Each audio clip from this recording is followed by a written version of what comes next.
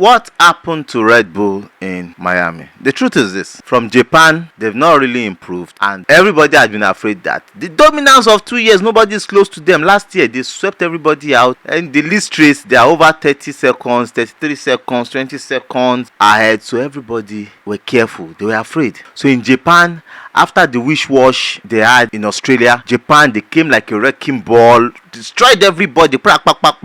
Now coming to China, Red Bull had not been quick. The upgrades they brought in Japan had not made them quick. They thought they would get 10th from it. They didn't get anything from those upgrades. Even closing all the louvers, we're thinking, oh, this car has gone super evolved, and there will be no overheating. They've not had overheating issues, even with their louvers closed. Fiam, this car will be very bright, clean, but it's a lie. They've not moved forward. Their real struggles showed in Miami. This showed us that the Red Bull had been tuning, doing different things to their car, but we don't know. They've not been talking about it because they've been winning. Now, if you look at the sprint race, the gap was not so much for a 19-lap race, and the difference was not that much. Now, going into a 57-lap race, we can see the truth. For 20 laps, before Max Verstappen drove through the cone, he was just 3.7 seconds ahead. Now, the team principal, Chris Horner, said, when he drove through the cone, he had a damage. He didn't have a damage from the beginning of the race. All through the weekend, Max Verstappen had complained of the rear, and he had also complained that he found it hard turning the steering. In the sprint race, when he got pole in the sprint race, he was saying, what happened to others?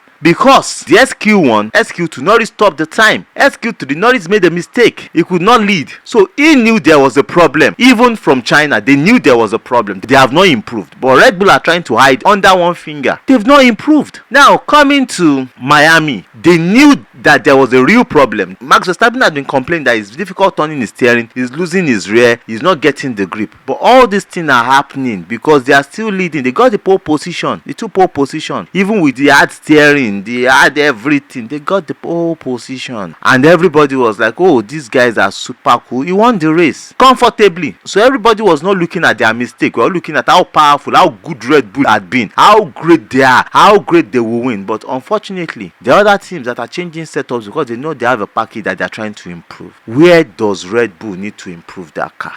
Has this tiny ear entry on the side pod been great for them? Could have been great, but is it working for them? Because by the time they came to Japan, they have slitted that hole on the side pod to tuck in here to be tinier. Is it working? I'm not sure that is working for them. Now, is it complementing the rear? Because since they changed that, they've been having problem on the rear. They complained in China that they have problem on the rear. They complained in Miami that they have problem on the rear, the imbalance, which means Red Bull have been exposed. Their upgrades are not working. All these excuse that it was a damage on the cone, it is not a damage from the cone. He didn't have damage to the car from practice. He never had damage to the car from lap 1 or lap 2. He had been complaining the steering from lap 5. But with the complaint, Piastri could not even get close to him because Piastri was clearly fighting Charles Leclerc behind him. He couldn't get close to him. If Piastri had concentrated on him and not fighting the Ferrari behind him, he might have gotten close to Max Verstappen and even overtaken him. That is the cruciality of the race. That's the point of this. That's the reality of the race for Red Bull. And this is their reality. They've not moved forward. Max Verstappen said it in truth that is where they are. Before the race said they have been fighting a lot of things all through the weekend. And after the race said yes, Lando Norris deserved it. Max Verstappen could not close in Lando Norris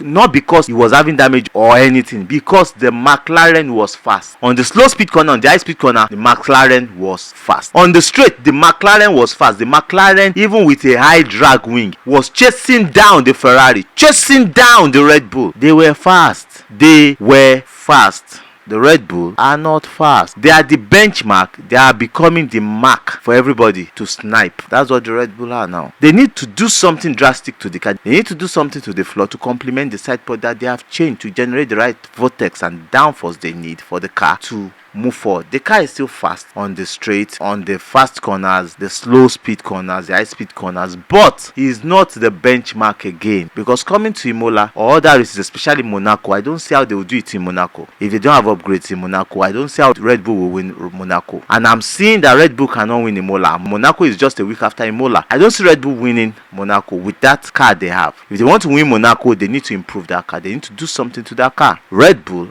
are not fast. They have slowed down because the upgrades they have brought have not worked. There was no damage that slowed down Max Verstappen's car. The damage make the Mercedes W15 to keep closing down on Sergio Perez from Lewis Hamilton. No, he was able to escape Lewis Hamilton because the Mercedes had a high drag rear wing that they could not compete with the Red Bull on the straight. That is just the reality. Lewis Hamilton was closing down Sergio Perez on the high speed and the slow speed corners, but on the straight you could not close him down. That is where he was losing time. So the Red Bull have a lot of things to do. They are backward. They need to look at their package and see how they can improve their package. Less they are going to have a long run of struggles the rest of the year if they are not careful. So Red Bull need to look into their car because they've been out of pace for quite some time. So what happened in all these things I'm saying is the driving of the car has changed, which has made Max Verstappen not to be able to drive that car in a certain way he loves to drive his car. This has affected the way he drives and he's not happy with the way he's driving, and that is why Max Verstappen's car is not as fast as it should be and others are catching up. Sergio Perez is not really complaining. If you notice, he's not really complaining. So the Red Bull have set up backwards, like I said, and drivability is on the low, so they need to bring up updates that are right, that work with the car, like I said earlier, and that is the only way forward, I believe. That is it for Red Bull. Some other videos are coming. I love you guys. Bye. Cheers.